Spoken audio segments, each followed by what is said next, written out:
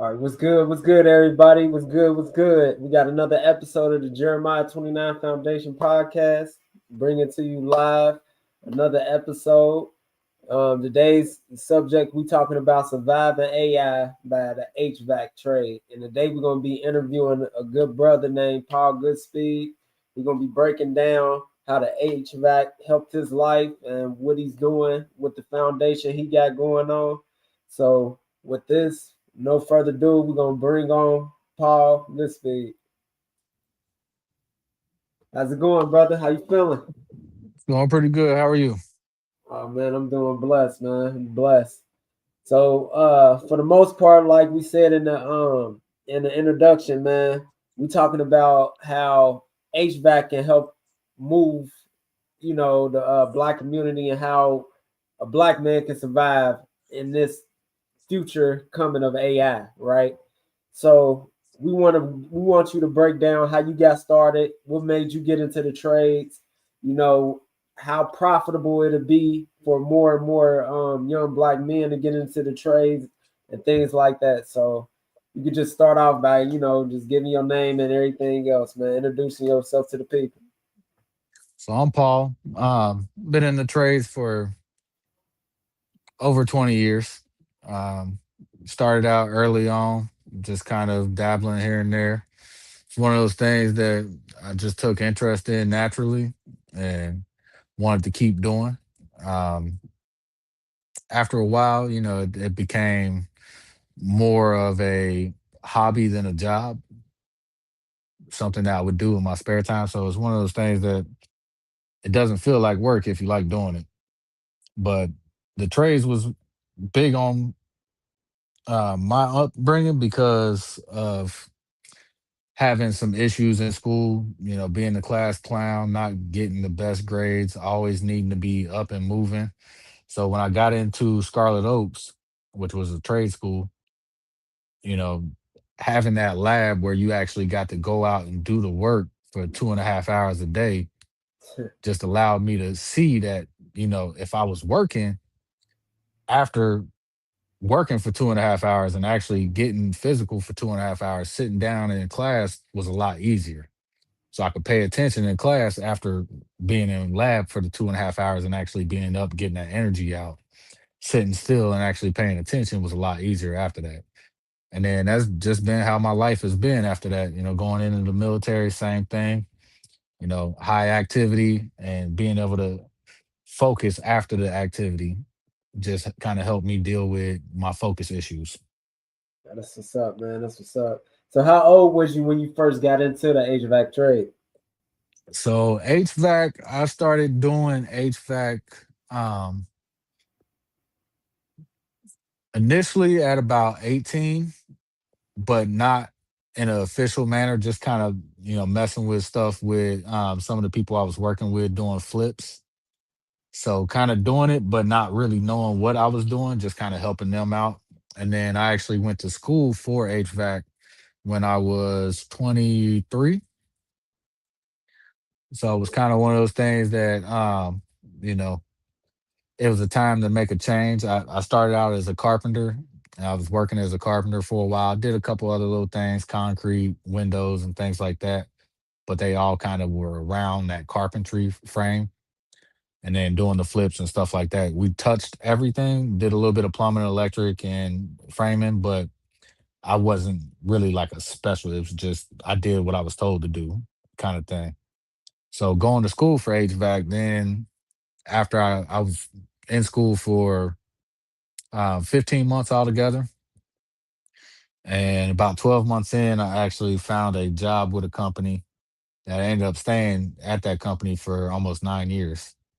So um, it was actually just kind of coincidence that it happened. I went to a job fair. It was the only booth that I sat down at.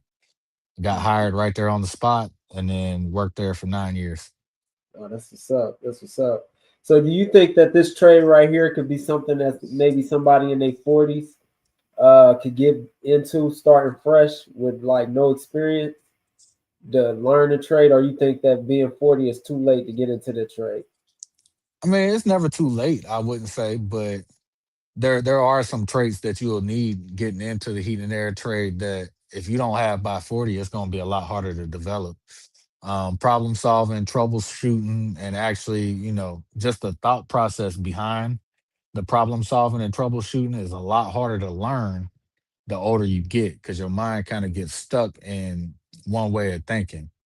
So the out of the box thinking and problem solving, you need to kind of already have that before you get into a trade where it's going to be heavy on the diagnosing. And so if you don't know how to diagnose and problem solve, it's probably going to be a lot harder for you to get into the heat and air trade. Okay. So when you look at HVAC, could you break down the different spaces of HVAC? You know, you have refrigeration, you got different like duct work, you got different things of that nature. What you think would be something that starting out somebody would get into if they wanted to like get into business? So one of the easiest things to get into as far as heat and air is concerned, um, if you're working for somebody else, it would be installer because the installer, you don't really have to know how the system works to put it in. You basically just follow the directions, put it in, install it, set it up, and you're done. But as you're doing that, you start to see how the system works. So you can learn how the system works brand new. And if you learn how the system works brand new, it's easier to figure out how to diagnose it later. Mm, Because if you know how everything works, when it's not working, you know where it stopped and you can pick it up from there. So install is usually a good place to start as far as not having a whole lot of skill. Um, it's just going to be a lot more labor intensive than the rest of the trades. And then coming over to the service side, like a tune-up tech, so doing like the annual maintenance on a system that's already running, that's a good place again because you're seeing the system run how it's supposed to more often than not. So as you see how the system's running and how it's supposed to run, it's easier to detect when it's not running like it's supposed to. okay, okay. So you said you was working for a company for 9 years. What made you start off and say, you know what, I'm gonna start my own thing and I'm gonna do, I'm gonna jump out and get my feet wet for entrepreneurship? So, I mean, mainly out of high school, I had already started my own business, and it was one thing that I had always wanted to do. So, as you get older, you start a family, things like that. The high risk of being a business owner was a little bit harder when you had a brand new family and trying to raise kids. So, finding a stable job was more important than following that passion of being a business owner. But as I was working, getting money together, saving up, buying a house, getting my financial situation straight, then starting that business made a little more sense again, where it wasn't as high risk. Okay. So how much you think somebody that is brand new would need to start in the HVAC trade? Like, do you think that somebody need to save up like 10 grand, or could you start off with just the bare minimum, or what would you advise somebody that say I want to get on my own and start my own business? So if you want to start your own heat and air business, I mean, the biggest thing is going to be obviously the vehicle, whatever vehicle you're using. You need to have a big enough vehicle to store all the tools and materials that you need. And then obviously you're gonna need tools to do the work. Um, Heat and air tools, as far as the trades go, probably some of the most expensive tools in the trade. Mm, Um, you're gonna spend a lot of money on your tools, especially at the beginning. But for a simple, I won't call it simple, but like a compressor replacement. A compressor replacement will take you about 4 hours to do. You can make $1,800 easily on a 4 hour job. that's what's So up. if you get one job at $1,800, and that's just labor. I'm just talking labor. I'm not even talking the actual compressor itself. The compressor would come in on top of that 1,800. So I'm saying you walking away with $1,800 after buying the compressor. Man, that's what's So With that $1,800, you're not going to be able to buy every tool that you could have to do the job, but you can get all the tools that you absolutely need to do the job. It's just going to be a lot harder to do, right? So that first compressor, you may not make any money, but you'll buy all the stuff that you need to get the job done. Then that next compressor or that next big repair, you can start adding to your tool collection and start making more money. After you do it for a while, your profits start going up because you need less tools. So you won't need as many tools to do the jobs anymore because you already have most of them, and then you can start making more money. So it's an easy trade to kind of work your way up to because it's such a high skill demand that not everybody can do it. So Right. if you can do it, the money is there. And because the money's there, all the overhead costs. I mean, I've seen people go out and start a heat and air business, and in the first year, they go from one truck and just basically running and everything by themselves to having four trucks and five or six employees working for them. Oh, The man. money's there.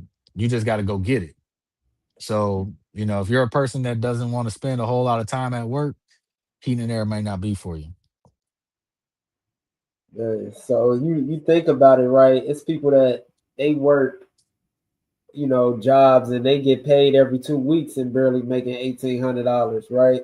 And here it Hmm. is, you can do one job in 4 hours and make that same amount of money what somebody would take 2 weeks to accumulate. You know what I mean? And So it's just then deep. It's deep. if you start getting on installs, the installs is where you make the actual money. Service keeps you afloat because that's your day-to-day income. But the actual money to run the business will come from installs. Because a full system install take you a day, a solid 8-hour day, just swapping out the existing system with the new system.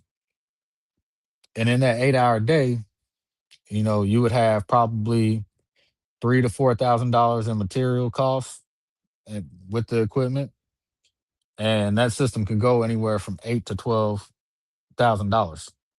Hey, So $4,000 in material, you could be making another $8,000 in take home, wow, in a and that's day. that's in one day. So that's $1,000 an 8,000. hour. That's what's up. That's what's Now up. it's not going to be every day. Right. Not as a small company. That's not going to be every day. But if you get two of them a month, that's 16,000 a month. That's still a decent living. That's what's up. So how do you think moving forward in the future, the HVAC business, do you think that is going to be more and more jobs available for HVAC? Do you believe that it's going to get oversaturated? How do you look at job security for people that say like, I want to get into something I know I'm gonna make some money So the heat and air industry is definitely one that's going to get oversaturated. I mean, you look at all the college programs right now. It's nurses, heating and air, and welding.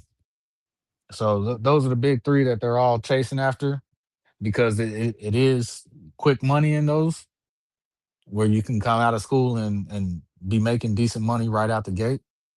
But just like what happened with the tech boom and all that stuff, once you oversaturate the field, is going to lower the average income. Because in? the tech guys that were making millions in the early 2000s, they making 50 to 60,000 now a year. Wow. They're not making what they used to make because there's so many of them. You're not in Right. high demand anybody. Like a 14-year-old can do what it used to take you 20 years to learn how to do on a computer. Right. Right. So once we get to that point in the heat and air industry where everybody is just funneling into it because they know there's money there, the money's going to dry up pretty quick. But the good thing about heat and air is once you figure out the problem solving aspect, you can take that troubleshooting and problem solving to any field and it's still going to be beneficial. So you're Mm. not locked into heat and air because the thought process behind how heat and air works and how mechanicals work in general, you can take that to appliance repair, you can take that to plumbing, you can take that to electric, you can take that pretty much anywhere you want. I mean, I've seen some guys go from heat and air to solar, doing the solar and panel installs and stuff like that because you still need to know all your basic electric for heat and air. You still need to know all of your heat loads, your electric loads, amperage, all that stuff is part of heating and air as well. So heating and air is a pretty versatile trade anyway. So even when heat and air dries up, there'll be other places for those guys to go.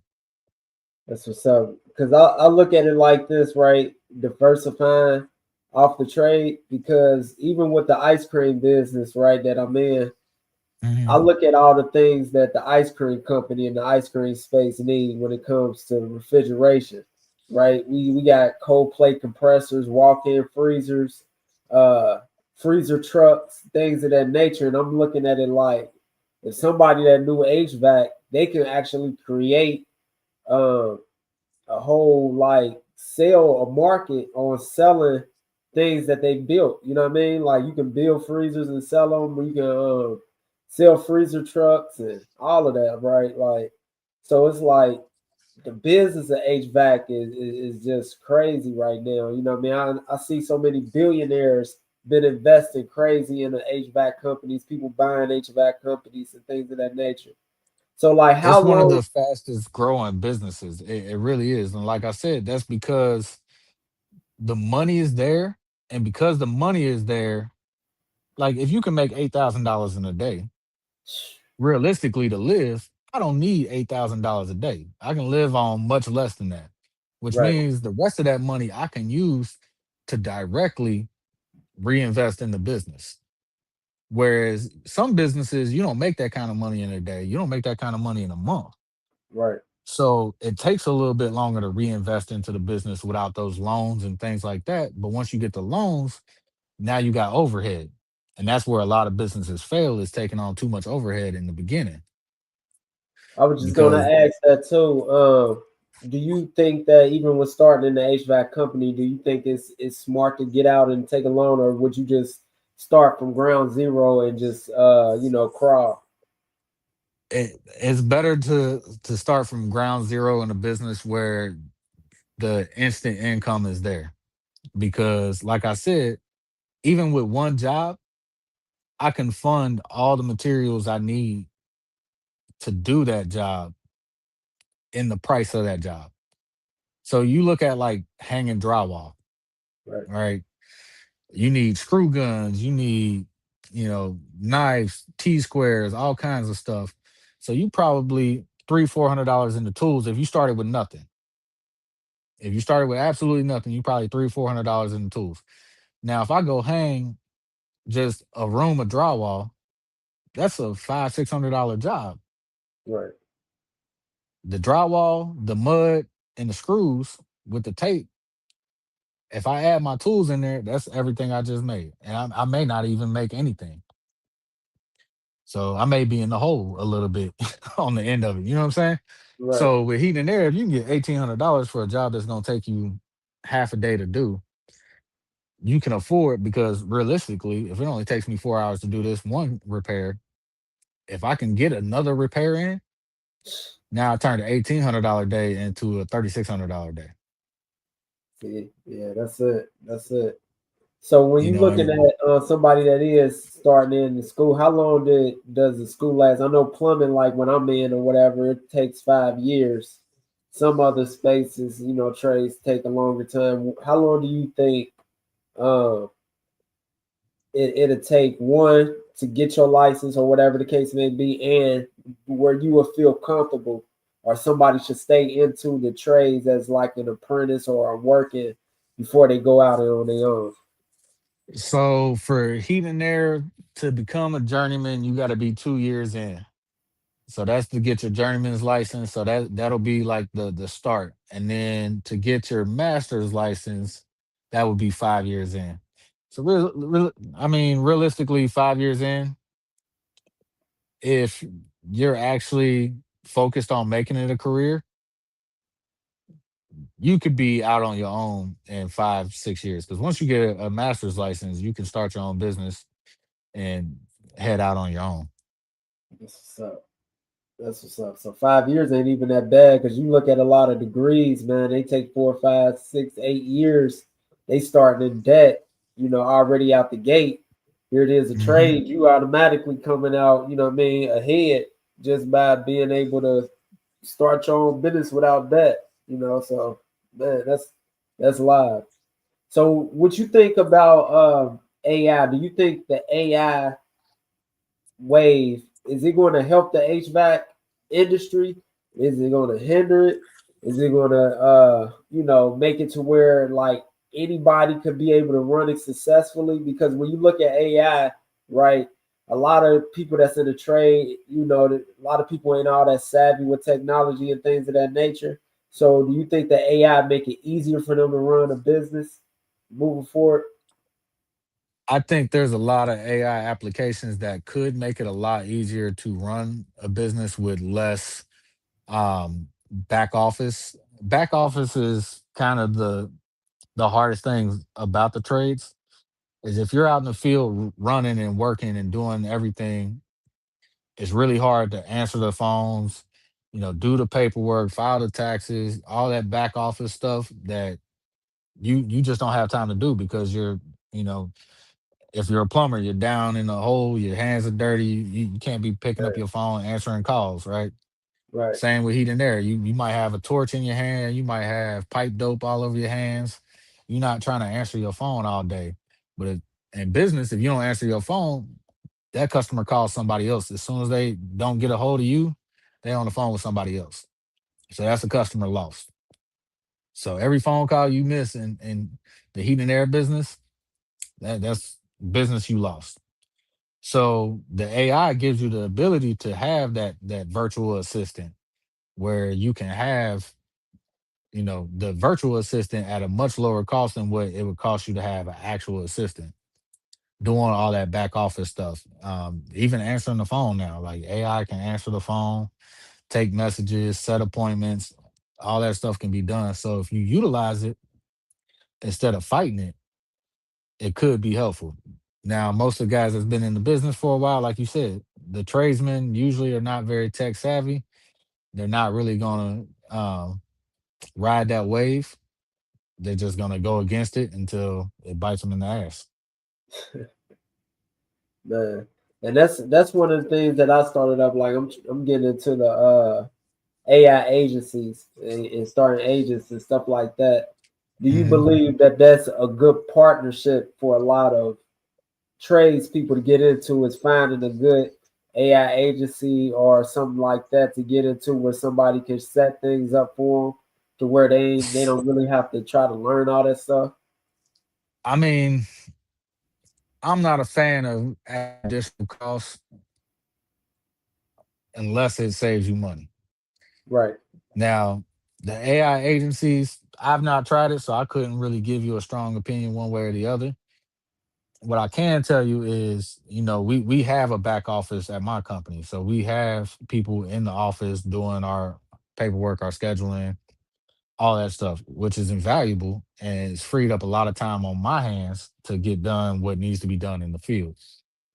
So if AI can do that at a lesser cost, even with the agency, then it may be worth it. But me personally, I'm not a huge fan of it.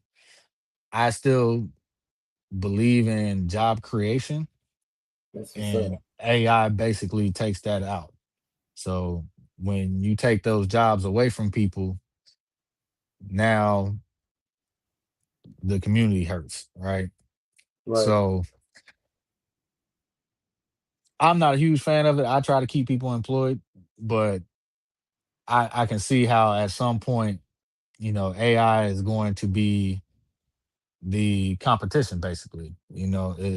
If your competitors are using AI for, you know, 40 or $50 a month as a subscription and you're paying somebody $20 an hour to do the same job that AI is doing for $40 or $50 a month. Now my overhead is a lot higher than the competition's overhead. So Right, now I got to make that up somewhere else. So either I have to raise my prices or I have to lower my profits. right. And that's So and that's another thing I was thinking of. Like, do you believe in the future?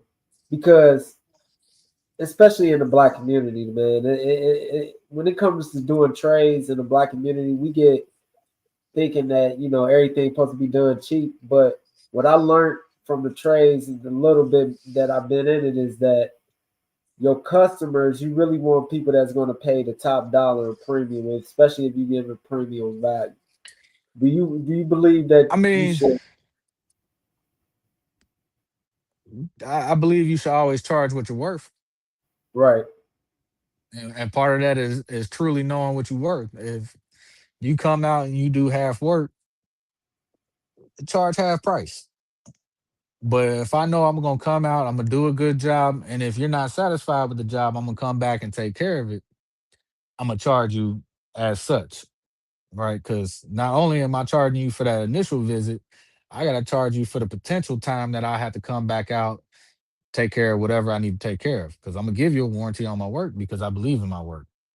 The other part of that is if I quote you a cheap job, you're going to get cheap product, right, right? That's the only. If I quote you a high end job, you're gonna get high end product. You're gonna be a lot happier with that high end product, even though it's a higher price.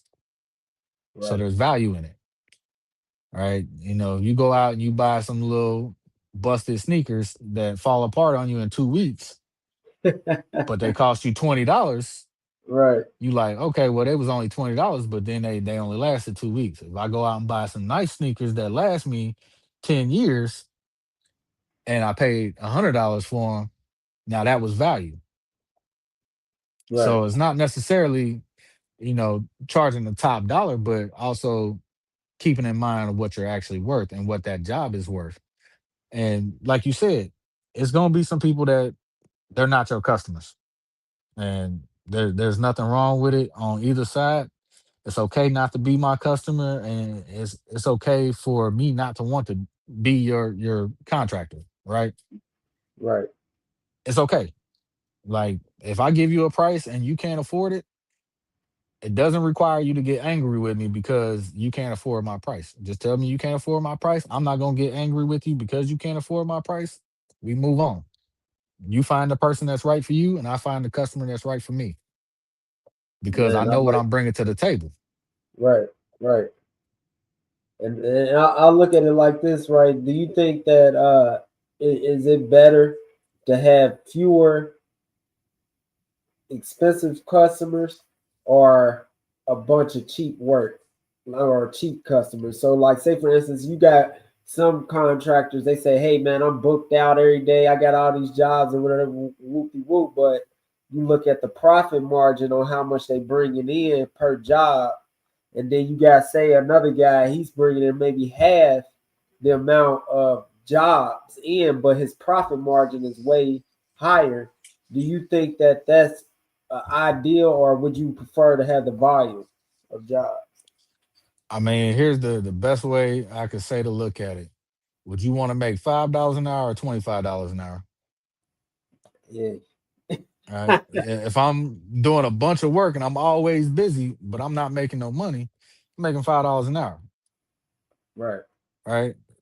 So why would I want to do that versus, coming out less and making more?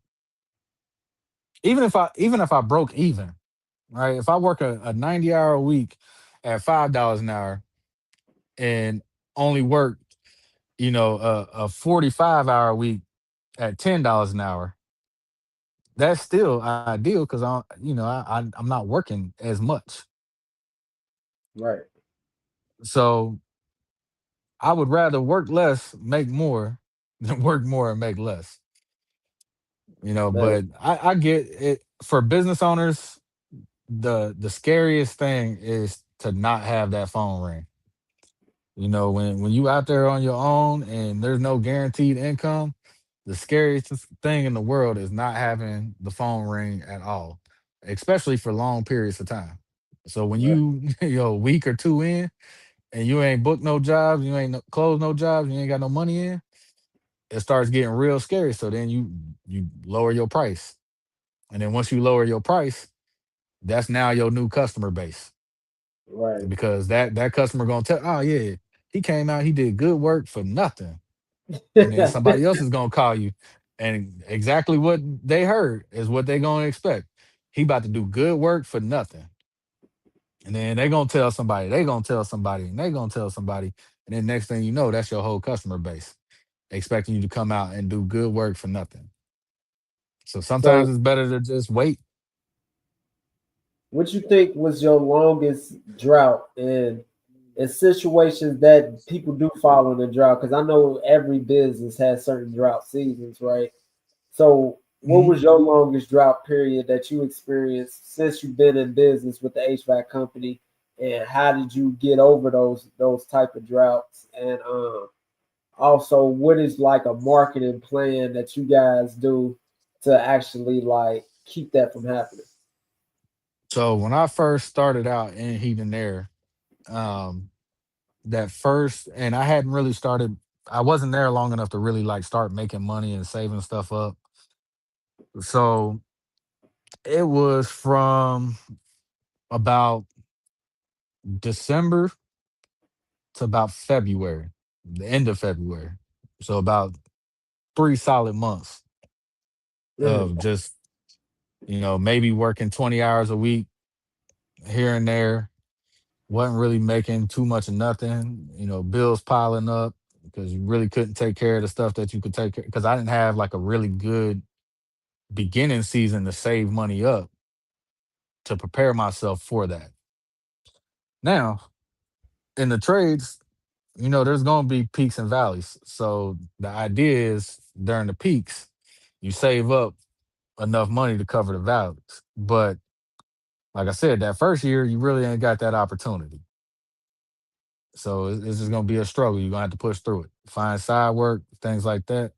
So one thing that I did is because I had a background in construction, the heat and air company that I was working for, if they caused any kind of water damage, like, a water leak from the furnace or something like that, that they had to go out and fix, they normally had to go pay a contractor to go fix it.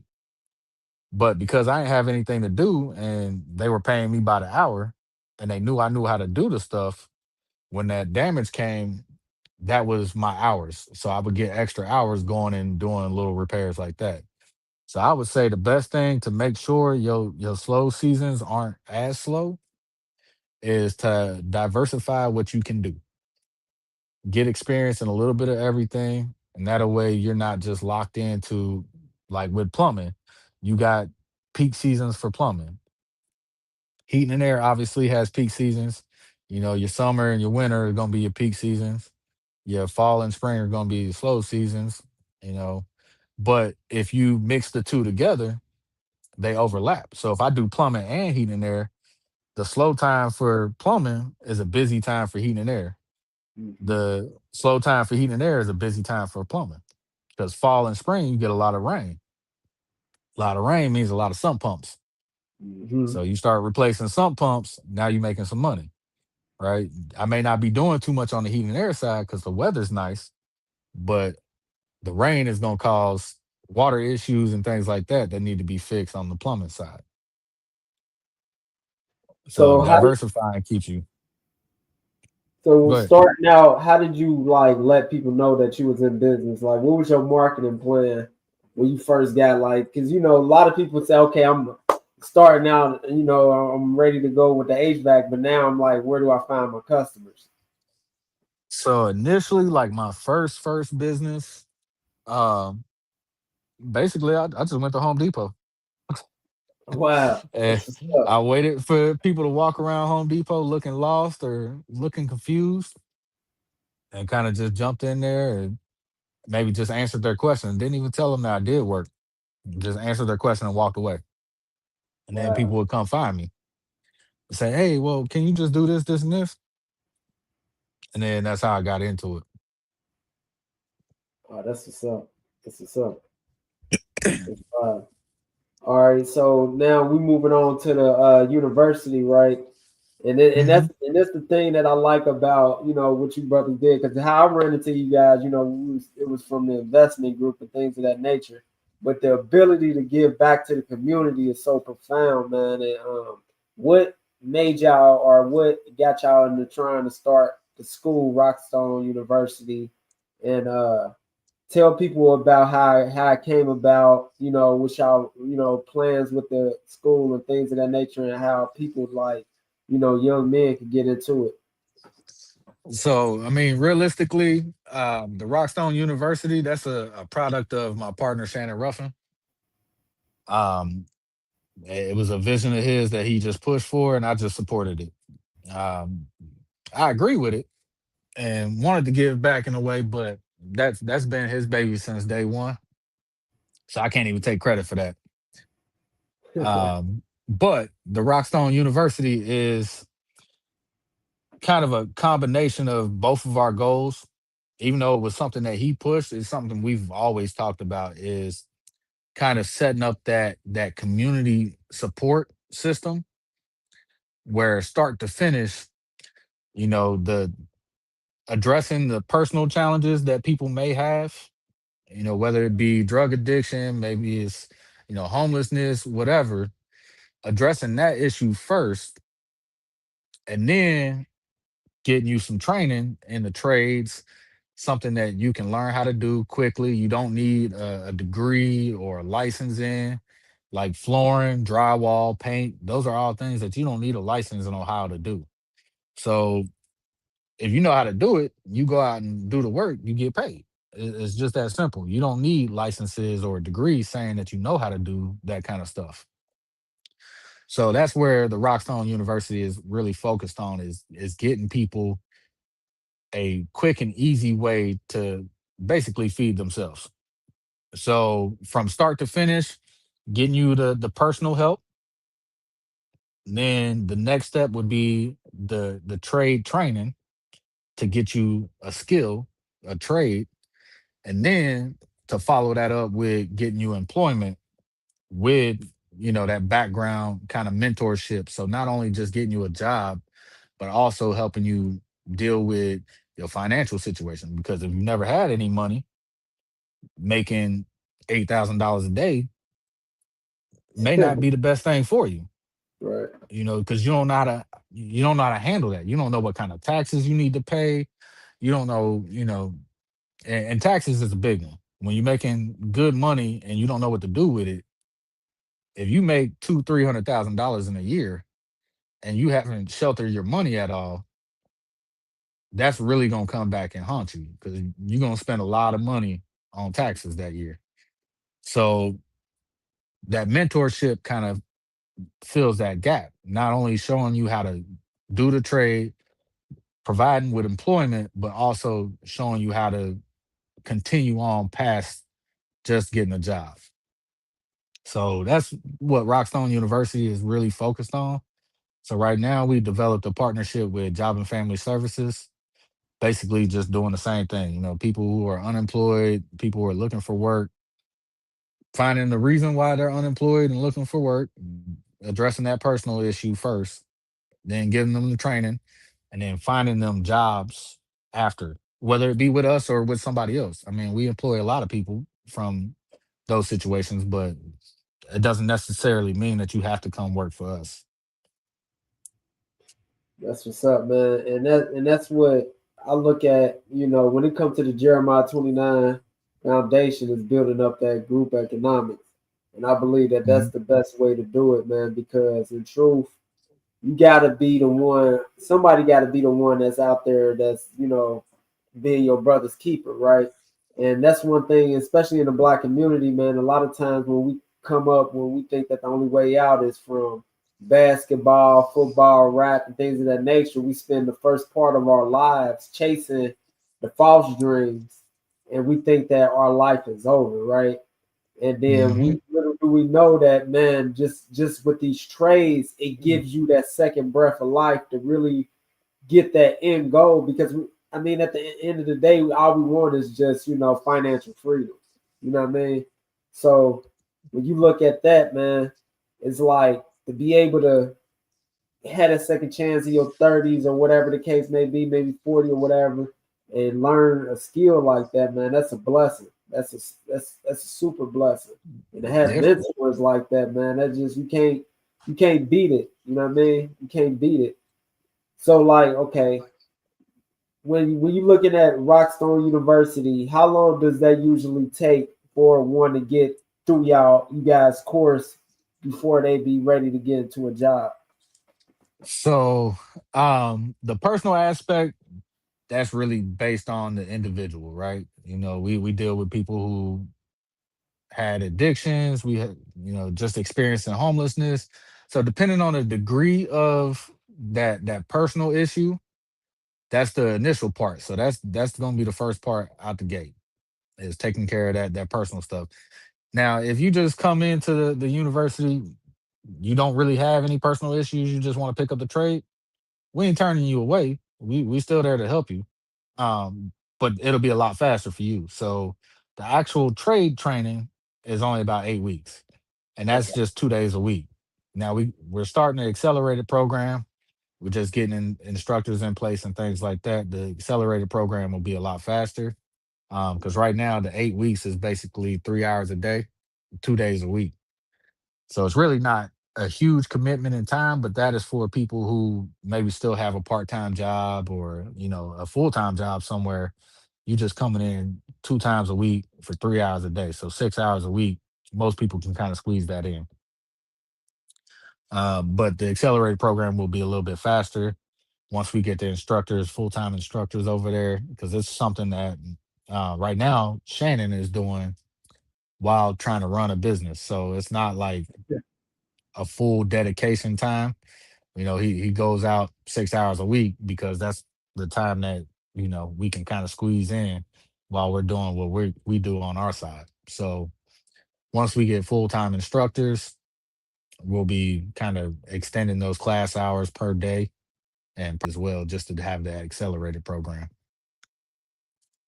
okay, okay. That's what's up, man. And also when it comes to finding jobs and things of that nature, like how much do these guys usually start off with? Like, because a lot of times some people they get twisted, like they think like you starting off with $1 million, but we know we trying to show them they ain't starting with McDonald's checks either. You know what I mean? So we looking at it like Yeah. the So main thing is I mean, what you think these guys will start out if you use a young man coming into y'all program. so no experience hitting the field, you're probably not going to make much. You're probably looking at about $15 to $18 an hour. Um, but if you can pick things up and run with them, then 20 $25 an hour is easy to get to. It really just depends on you. Now, if we're talking heat and air, that's going to be a little bit different conversation. The hourly is going to be a lot higher on that. But for the Rockstone University, we're doing painting, flooring, and drywall. For the most part, those are not high skilled trades necessarily. So you're not going to be making a killing out the gate. It's going to Right. be a cumulative process. But those skills, you can use those skills, and we encourage all of our employees to not just go home and sit on the video game for the rest of the night. If you got the talent, go out and find your own side jobs. We encourage Right. our guys to go out and find side jobs and knock some side work out, because it's good practice for you and it's extra money for you. So you may only be making $18 an hour, but we're teaching you a skill where you can go out and bid a job for 3,800 and knock it out in the weekend and then be back to work on Monday. That's what's So, up. that it may not be every weekend. So you still having that job security is nice. But when them weekends hit and you get that little, side job that's gonna pay, man, we not about to get upset that you went out and found your own job and made your own money. Because at the end of the day, us being competition isn't really the case. I brought you in, so I already did what I needed to do. I'm not That's what's competing with anybody that I bring in. I want you to succeed. If you succeed, then I did my job. If that's I what's bring up. you in and you failed and wash out, then I failed. That's what's up. So, all right, so we got past the schooling, and I think for real, to be honest with you, that's a good thing to be able to come in because even in the union, right, where I came in, they were starting people out like with like $14 an hour, but I think now it's up to about $20 an hour, whatever, with no experience. But still, to come in Hmm. and just only do flooring and drywall and make that type of money, you can't really beat it. You know what I mean? That's a deal. Like Yeah, so, because if you like come in through the union, you got your union dues too. So man, tell me you paying about it. that Oh off top. man, it was killing me with that, man. It was like yo, it looked good your eyes, but then what you actually bringing home, you looking like, wait a minute, like this Hmm. ain't it. Like, You really but yeah, making 10, 15, dollars less than sometimes. I mean, the carpenters union, when I started out, I was making about $20 an hour. They took five. mm, So I was making $15 an hour essentially. right. So on paper, I was making $20 an hour, but realistically, I was only making 15. Do you think like in the future, like I was gonna ask you moving forward with the vision of Rockstone University, what you got going on, because this was one of my visions, even with the Jeremiah 29 Foundation, is creating this so-called union to where we can, govern ourselves because it's really about group economics for the black community. You know what I mean? Because we need something like this. A lot of, and this ain't got nothing to do with racism, but you got to understand that every ethnic group is doing for their people. You know what I'm saying? So when you look at what we doing for our people, it's necessary when if you look at the situation and ownerships and things that we have going on right now, do you think that creating a black union would be ideal moving forward, like with what's coming? You know what I mean? Especially with the saturation and things of that nature. Do you think that maybe like HVAC union or plumber union or getting together and being able to create that? I mean, to be honest with you, I've never thought about it, but it's not a bad idea. It's just the problem with unions that I've seen personally, and obviously you can't say for sure it's gonna happen one way or the other, but most unions, um, anytime you give a group too much power, there's always the possibility for corruption, Right, right? So we put that union in place. They now control a little bit of everything, like we just talked about. The union taking that money out your check immediately, like you don't even see it, right? right, So they got ultimate power, and then they get to go to the employers and tell them like, "Hey, if you use our guys, you got to pay them X, Y, Z." Now I've handcuffed that company as well, because now that company has to price jobs based on that labor rate, where they might not have been pricing jobs at that labor rate before.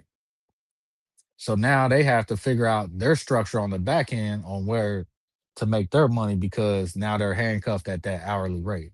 So, not to mention the other stuff that happens in unions that kind of speak towards that corruption. But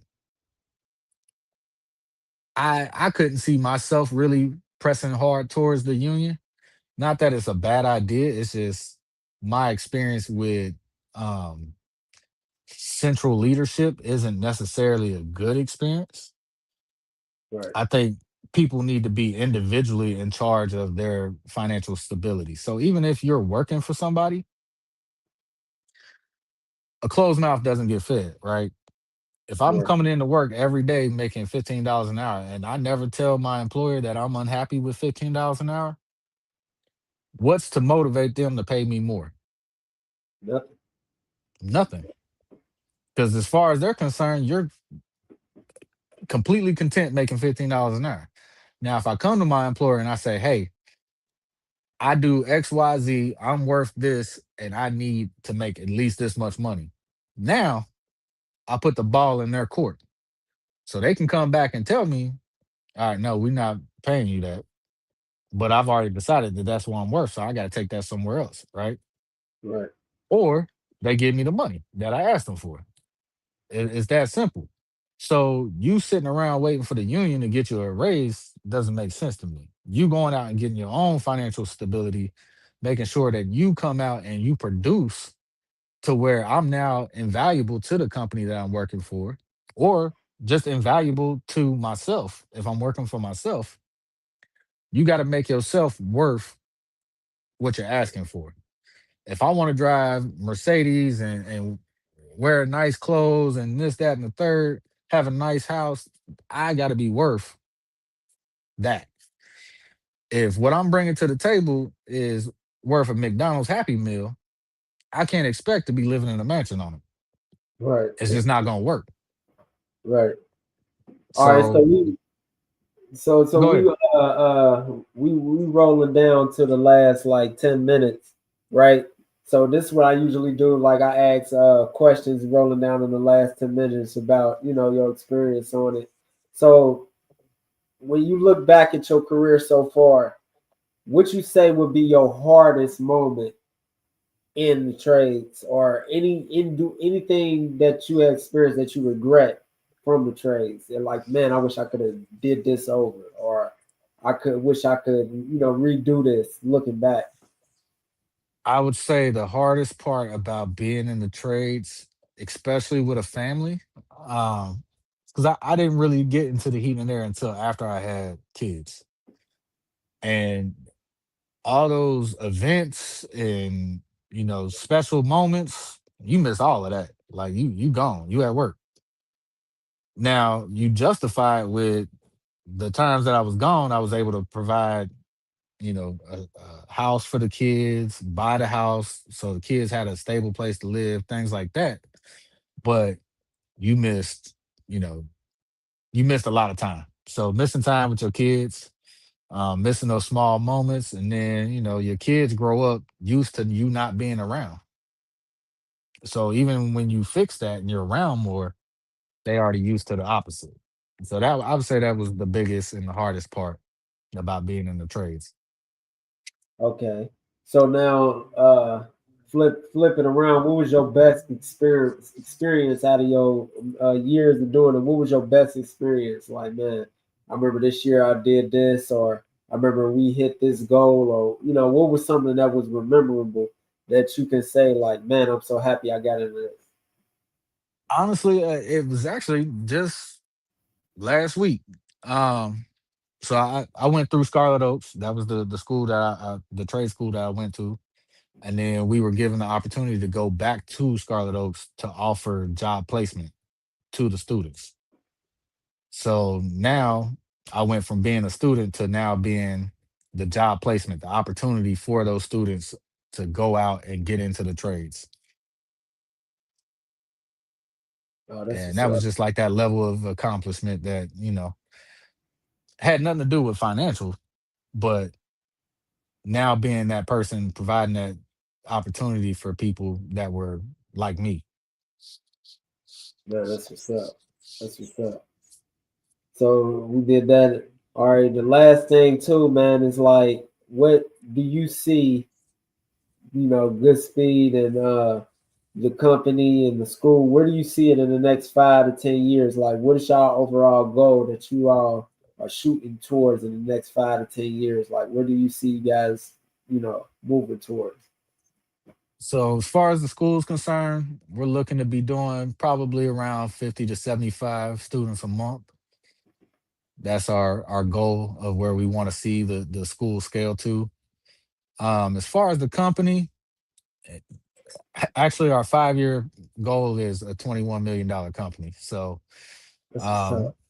o- obviously no modest goal. It's going to take a little bit to get there, but putting people in place and getting everything together. And honestly, it's not even for us to be, those millionaires. It's really a $21 million company. We're employing 75 people. So we're providing those 75 people with an opportunity to make the kind of money that I've made in the trades. And that's the real goal, is to pass that down to the next and create those opportunities for the next.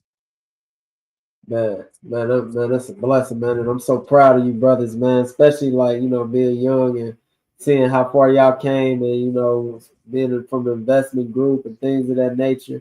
Man, it's just this is amazing. It's surreal to see brothers coming together and accomplishing what you guys are doing today. Could you get a people, a way to contact you, like all your platforms, your social medias, and things of that nature, emails and things of that nature, if they was interested in joining any of your program? So the best way to contact us right now is going to be our through our website, and that is rggcbuilds at gmail.com. Or sorry, that's our email, but rggcbuilds.com is our website. Okay, that's the best way. And so if anybody was getting into the school or whatever, they don't need any type of special anything. They just contact that email. That's how they can get in. Yep, go to the website. There's information on the classes on the website. Our contact information is on the website. We even have a careers tab. So if you already have experience and you're just wanting to look for a job, we got the careers tab there. You can fill out an application and we'll get a hold of you. Oh man, that's what's up. That's what's up. So yeah, man, it was just an honor speaking with you, man, today, man. And do you want to leave the people with a final message before we close out, man, and just tell how you feel about the trades and moving forward, and basically the outlook on what's the future of the trades? I mean, realistically, the trades right now, there's money in the trades, but you got to be built for it. And I don't just mean you want the money. Like it has to be something that you actually enjoy doing. Because if you don't enjoy doing whatever you're doing, you're not going to be successful in it. It's just hands down to be successful in something, truly successful in something, you have to enjoy doing it. So if it's for you, pursue it. If it's not, hey, find your lane. Man, there's a lane for everybody. Man, that's what's up. That's what's up. Well, all right, guys, man, we got another episode in, and don't forget, man. Anytime these people come onto the platform, man, I'm definitely advise everybody to reach out to any of them, man, because I'm pretty sure that if you guys are interested in mentorship or coaching, these brothers will look out for you and step in and take on that role. So until then, everyone, I want everybody to have a blessed one. Peace.